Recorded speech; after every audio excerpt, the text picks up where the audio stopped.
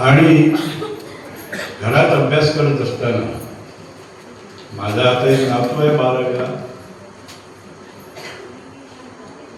त्यालाही मी बऱ्याचदा सांगतो की जे वाचतोस ना, वाचनाच्या 2 पद्धती असतात, एक मुखवाचन आणि प्रकट वाचन.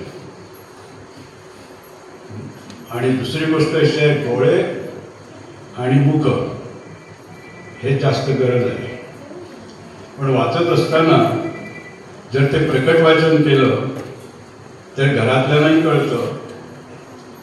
आणि त्यामुळे प्रकट वाचन करत असताना शब्दबोध, शब्दाचा अर्थ कळला पाहिजे. कारण शब्द वाक्यात आल्यानंतर अर्थ बदलतो प्रत्येक शब्दाचा. शब्दबोध, वाक्यबोध आणि मग अर्थबोध.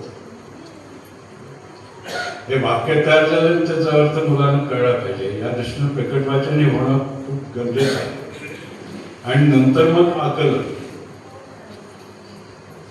आणि हे वाचत असताना सुद्धा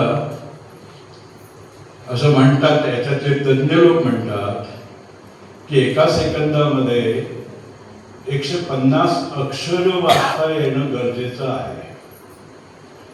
शब्द नव्हे, अक्षर.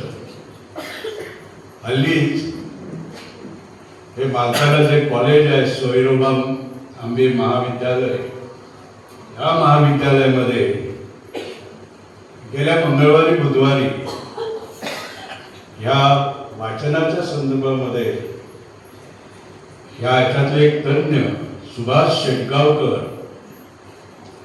यांचं एक कार्यसत्र 2 दिवस होतं. आणि त्या कार्यसत्रामध्ये 50 लोक, म्हणजे विद्यार्थी होते, पण MA आणि BA झालेले,